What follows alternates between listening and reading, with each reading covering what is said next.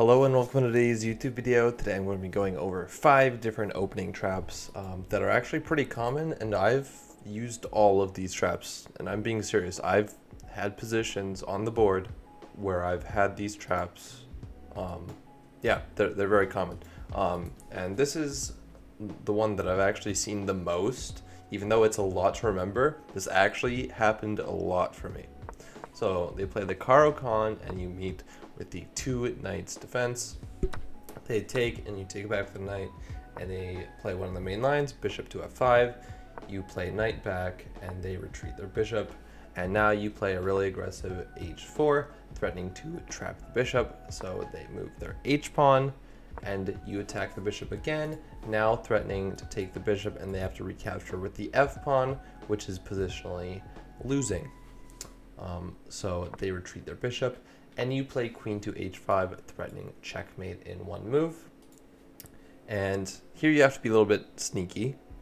After they play g6, you have to pretend to mouse slip bishop c4. So like have this hovered, like on the previous move.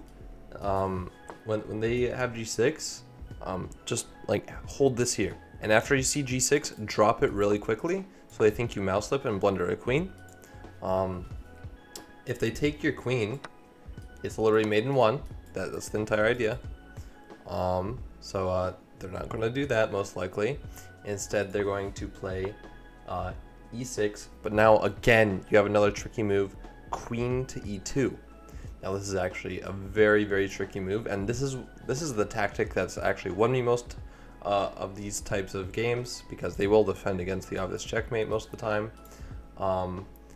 Now if they try to like develop any of their pieces, like I'm serious, like any of their pieces, like for example, if they try to attack your knight, you have knight takes f7 fork. Now if they do king takes, then you have queen takes, king g7, and queen to f7 checkmate. And yeah, I've actually had this like plenty of times. I think if you check my database, I've had it like at least 10 times, this kind of checkmate. But yeah, that trap is very common. I've actually seen it happen quite a lot in my games when I used to play e4. But yeah, on to the next trap. Oop, spoiler alert. This is in the Queen's Gambit declined, and yeah, d4, and you decline the Queen's Gambit, and just very standard. And now they try and pin your knight with bishop to g5. Now, a lot of people recommend this nowadays. They recommend it knight to d7, and it appears as though white can win a pawn with c takes d5, e takes d5, and knight takes d5, since the knight is pinned to the queen. But funnily enough, you can just take that knight, and after bishop takes d8, you have a bishop b4 check. Nothing can block, and the king can move. Well, I say nothing can block, but the queen is the only piece that can block to stop checkmate. Well, the king's checkmated if you don't have that move, essentially. So then you take the queen, and then you take the bishop, and you are up a piece for the pawn that white was so greedy for. So yeah, that's actually a common trap that people recommend in like books and chessboard courses, blah blah blah blah. But yeah, on to the next trap. And oh, come on, I forgot to get rid of all the spoilers. But yeah, that was a bit of a spoiler. It's fine though.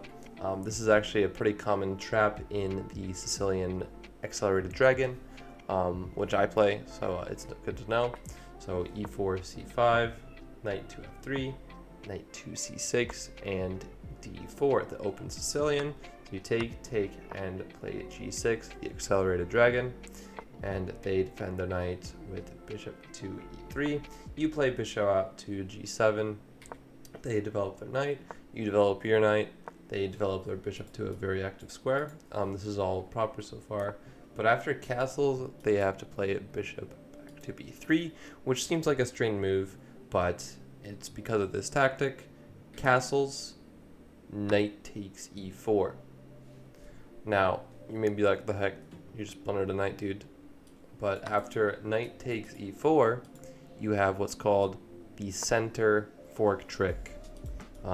This is actually a very common trap among various different openings. Like this happens in a lot of openings actually. Yeah, you can try and get out of it with takes, but your queen's defended, so this isn't even pinned. So yeah, that's just a center fork trick. This always equalizes for black.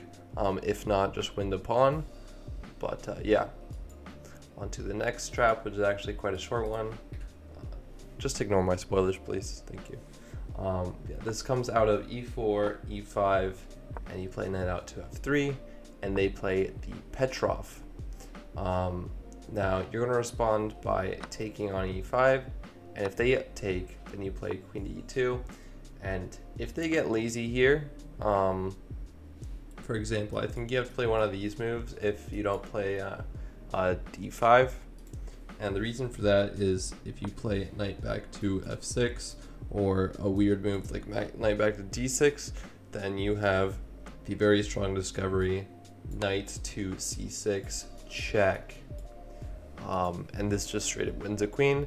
If bishop blocks, you take the queen on d8, they have to capture with the king, and if queen blocks, then obviously you take with the knight.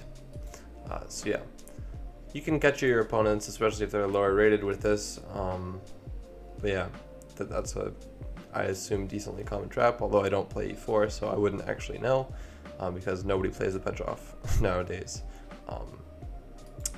I guess we'll see people play it when Magnus plays it eventually, but yeah, ignore the spoilers again. And this is a trick that Daniel Naroditsky recommends in the Knights Scotch. But yeah, I mean, it's a very common continuation. Most people will spot it, but occasionally someone will just miss the tactic. So yeah, e4, e5, and you play the 4 knights, and now you transpose to the 4 Knights Scotch. Not transpose, but you play it. And after e takes d4, knight takes d4, they add another attacker to your knight. If you take, it's fine for both sides, but the tricky move here is bishop to e3. Now, if they miss the tactic, for example, if they don't play d6 or bishop back, then you have castles, knight takes c6, and this is a double attack. And it's very, very important that your knight covers this square as well. This is a double attack because the queen attacks, or the knight attacks the queen, and the bishop attacks the bishop. So there's no way to defend both pieces. So most common continuation is takes and takes. Although it's probably more common for people to take with this pawn because they don't want to trade queens. Hitting the rook, blah blah blah blah blah. Yeah, but that does it for the 5 opening tricks or traps. I hope you actually use these. I mean, they are very common. I have shorts made about all these traps, I believe, except for the Petrov trap, I think. But yeah, I hope you use these traps. Setting traps for your opponent is a very good way to play chess, unless of course it's dubious.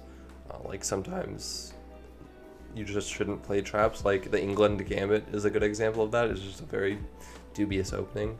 But all these traps that I showed in this video are not dubious at all and are just very good traps to set for your opponent.